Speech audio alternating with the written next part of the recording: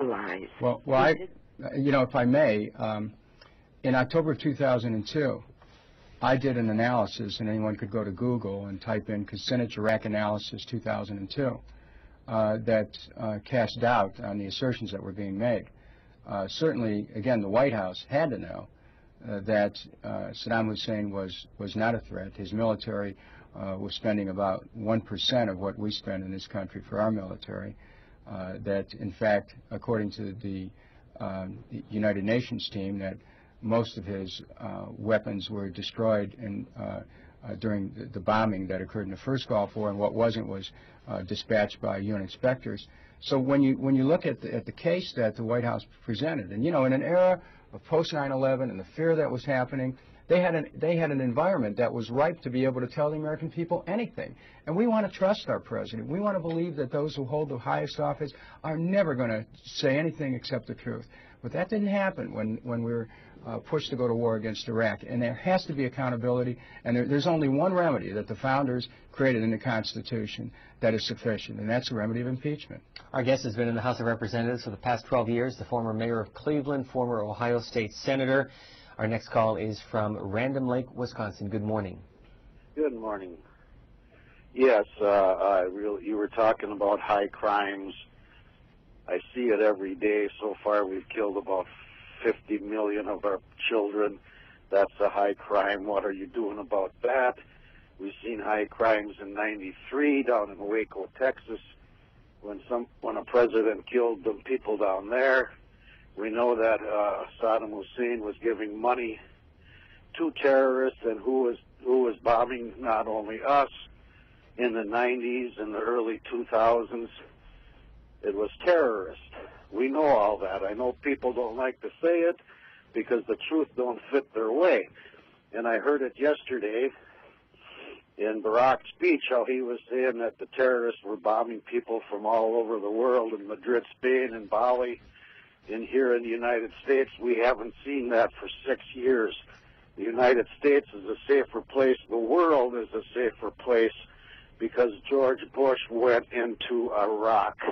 And that's what it's all about, sir. Well, if that's what it's all about, and I can well understand your concern about security, if that's what it's all about, then someone has to explain to the Congress and to the American people that Iraq didn't have anything to do with 9/11. That Iraq didn't have anything to do with Al-Qaeda's role in 9/11.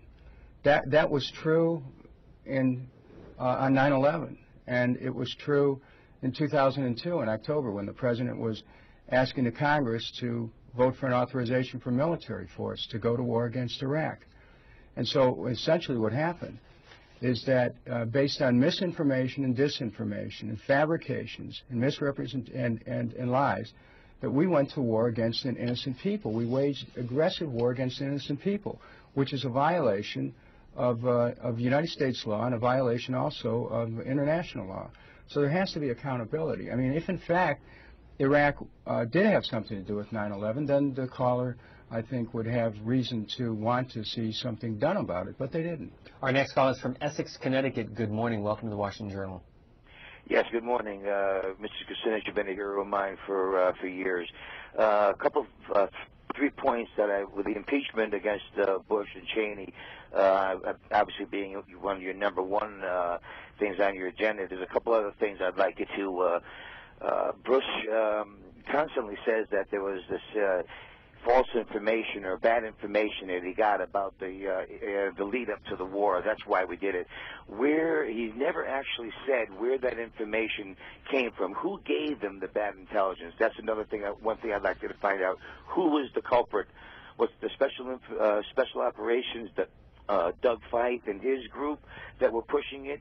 Was it Netanyahu and Sharon who were feeding him this stuff?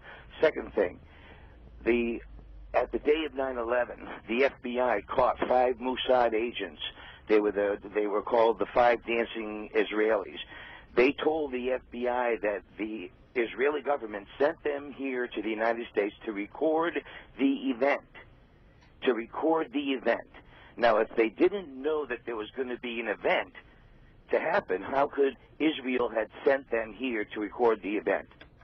I don't know about the latter thing you're talking about, but I do know about the issue of intelligence. Matter of fact, the Senate Intelligence Committee under Senator Rockefeller did an extensive survey and analysis of the statements that the administration made in the run-up to the war, and that were largely a repetition of what the President told the Congress in order to induce the passage of the authorization for military force.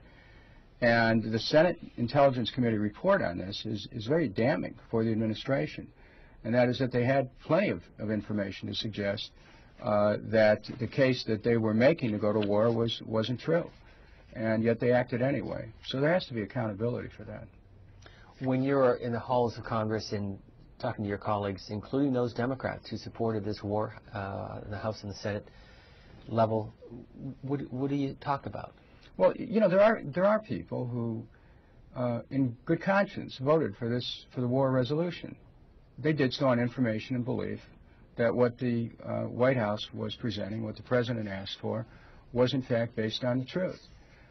There's been a steady reappraisal going on within the halls of Congress, especially when you look at what the consequences of the war has been. You know, this wasn't a Grenada-type operation.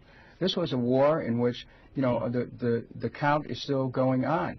Over 4,100, I think it's 4,127 troops have died, tens of thousands injured, some with permanent injuries, over 1 million innocent Iraqis, $3 trillion is said to be the estimated cost of this war, destruction of our domestic economy, the fact that oil prices are going up. I mean, the oil was a central reason why we went after Iraq. We wouldn't have done it if they didn't have oil.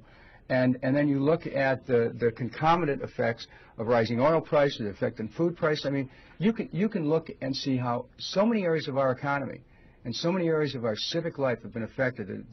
The diminution of civil liberties in America, all because a lie was told to the Congress and the American people that said that Iraq's an imminent threat and we have to use force to go after them. Now, I can't think of a graver offense, frankly, because it's had an effect on so many people's lives in this country and frankly, in Iraq and around the world. By the way, the hearing will get underway in about 90 minutes. The House Judiciary Committee, chaired by John Conyers of Michigan. Among those testifying, including our guest, Congressman Dennis Kucinich, will be Congressman Maurice Hinchey of New York, Congressman Walter Jones, who's from North Carolina, and Brad Miller, also from North Carolina. Bruce Fein, who served in the early years of the Reagan administration and a harsh critic of the Bush administration, also will be testifying, along with Elizabeth Holtzman, who was a member of Congress during the Watergate investigation, and Congressman Bob Barr, who is now a candidate for president on the Libertarian Party. Next call is from Anniston, Alabama, Republican line. Good morning. Good morning. Congressman, you indicated early in your statements that it didn't matter whether the president had bad information or lied about the information. The result is what counted. If that's true, are you in favor of impeaching the members of the House and Senate leadership who also had that information? Your own speaker, Ms. Pelosi, apparently was briefed and aware of everything that was going on. The former president believed everything was going on that the president based his decision on. Well, if stupidity is the guiding light on in terms of what's an impeachable offense, it seems to me that there are 435 members of the House and 100 senators who ought to be impeached also. Well, I think the gentleman's point is well taken, that Congress does have some responsibility. As a matter of fact, the founders in Article 1, Section 8 made it very clear they wanted the war power to be put in the hands of the Congress. However, we never acted in an Article 1, Section 8 action. We had an authorization for the use of military force. We didn't actually declare war upon Iraq in a formal way. What we did was to rely on what the President told the Congress. Now, let me give you an example. Let's say there's someone who's out there driving a car, and they accidentally kill someone. Well, you know, under the law, you can be charged with manslaughter, and you can end up going to jail. I mean, it is a felony, even if you make a mistake. And I'm trying to let people argue this either way they want. I'm saying there's evidence that suggests that it wasn't a mistake, that they knew what they were doing, that they misled the American people, and that this president must be held accountable because of the consequences. But if others say, well, it was a mistake, then you look at the gravity of the mistake, 1 million dead people in Iraq, and what do you say? I mean, is it, well, don't do it next time? No. There must be accountability. You cannot make a mistake that visits a calamity upon a nation and at the same time say, well, I'm sorry. No, they knew better. And if they didn't know better, there should be consequences. And if they did know better and they misrepresented the case for war, there should be consequences. Either way, there must be consequences.